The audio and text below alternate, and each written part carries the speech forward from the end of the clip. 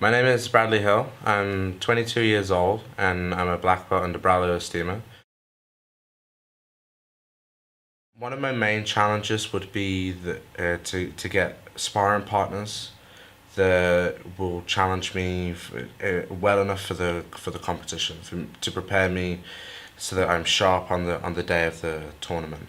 And I overcome that by having the training partners that I have in Birmingham with all of my friends there. I travelled to Gracie Barra, Nottingham to train with Victor Estima and his team. I spend a lot of time in London, so I train with my friends there, all the different academies in London. So I'm quite fortunate in the sense that I get to train with all sorts of people, all sorts of styles, and I get to test my style against lots of different sparring partners. I focus a lot on drilling and specific training. So in terms of for me to improve on a certain aspect, I like to spend a lot of time training that point. And you don't necessarily get the same goals or the same outcomes when you're training free sparring. A lot of people like to spar. They like to spar hard all the time.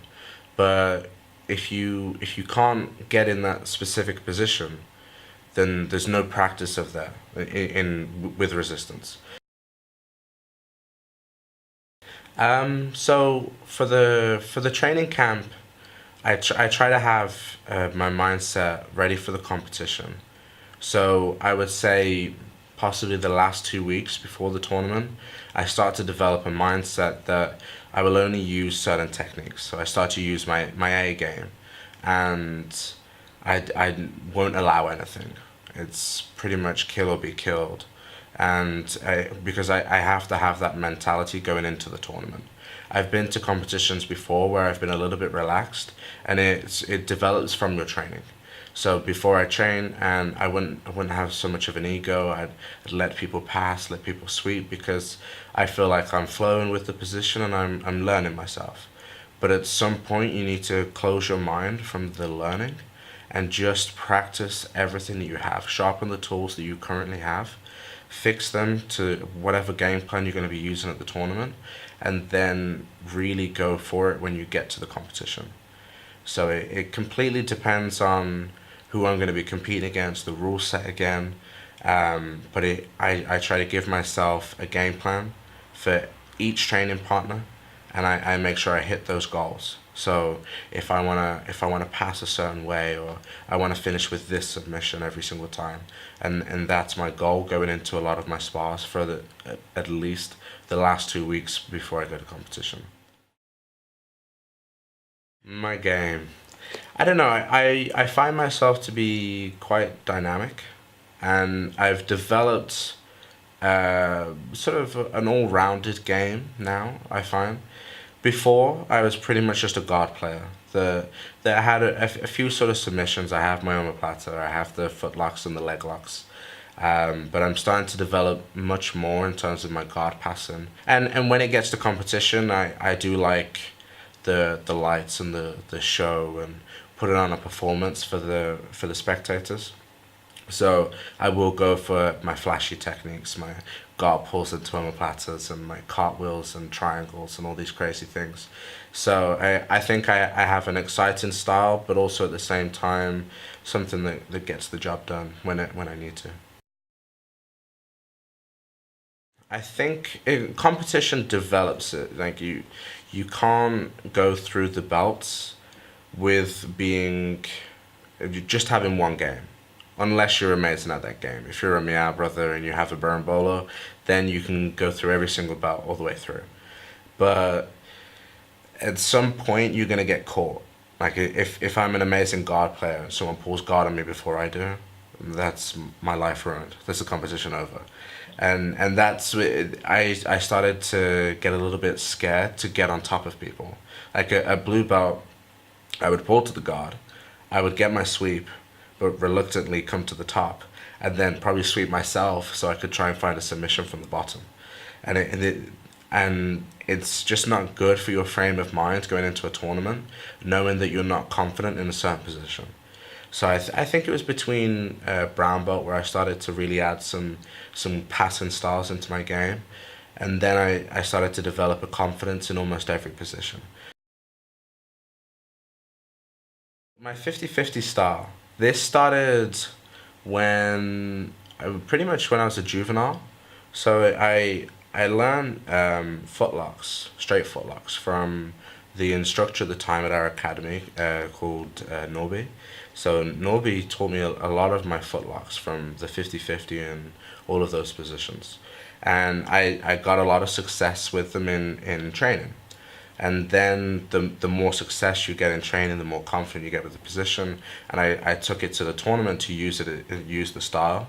And I was able to finish a lot of people with my footlocks from the 50-50.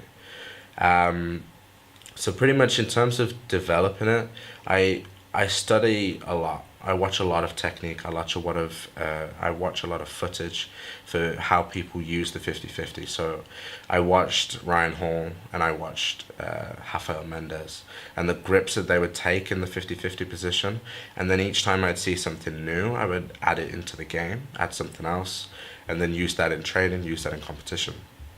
And the good thing with 50-50 is that it's a very strategical position. Yeah, I know that if I come up against a super heavyweight and I put him in 50-50, I'm fairly confident I'm going to get the sweep, I can get to the top position, and then work my passes from there.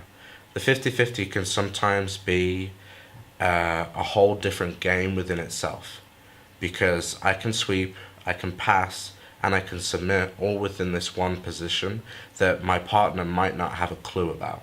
So he might be, I don't know, a black belt that's absolutely amazing at jiu-jitsu, but I put him in 50-50, and if he has no knowledge of the position, I can completely dominate in that area and end up beating somebody much better than I am, just with the style. And I suppose it's similar with lapel guards, and if you wrap somebody up well enough, you know what you're doing and they have no idea, then a blue belt could do well against anybody. So that was the sort of thing that allured me into 50-50 when I first started using it, was that I had a lot of success against all the belts, just because I had more knowledge in the position. Study everything. In order to level up at anything, you have to practice, and you have to take some sort of, take something for yourself to go out and learn that position, because 50-50 isn't necessarily the most popular position for people to teach, especially instructors. So unless your instructor uses it in their game, they might not necessarily teach it in the classes. So you're going to have to go out of your way to go and learn that position. The same with something like a lapel guard. If your instructors don't have knowledge on the position, you have to go above and beyond to find the techniques. So go online, go on YouTube, find the techniques that you need to win your tournaments, to do well in your training, and ultimately level up your style.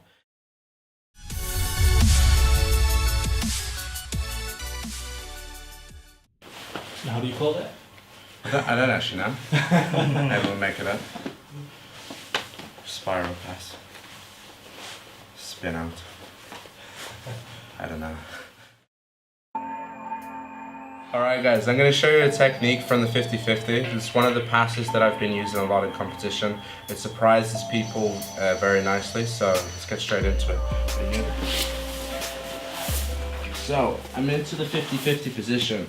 My partner has the triangle, and if I'm struggling to open up this position too much, what I'm going to do is start to tripod up, so I lift up into position. I'm going to straighten my leg and start to push Ying's triangle past my knee line. Now that my knee is free, I can turn my toes away, bringing my knee to the floor. And as soon as I sit back on my partner, I'm reaching for an underhook with this free hand. So I have all my weight on his hips. It's hard for him to rotate from here. I reach through to the underhook and I continue diving straight to the side control.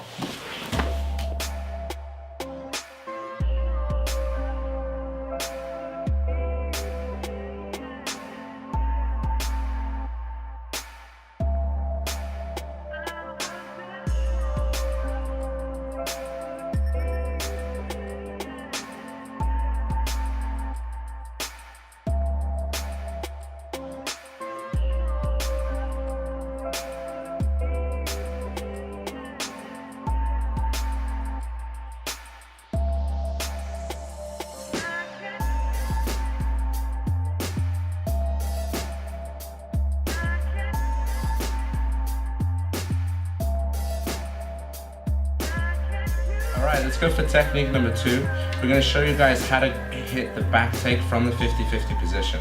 So this is going to work perfectly off of your guard pass.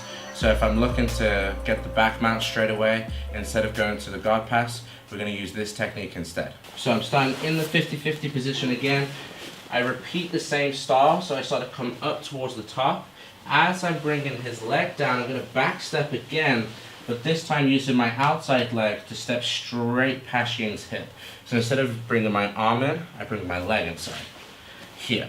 So my knee's going to come inside of the hip line. I'm going to forward roll over the inside shoulder. Starting to come in towards my power hook series. I swap the hooks over. Make sure I have a tight power hook over here. Extend and start to come out to his back.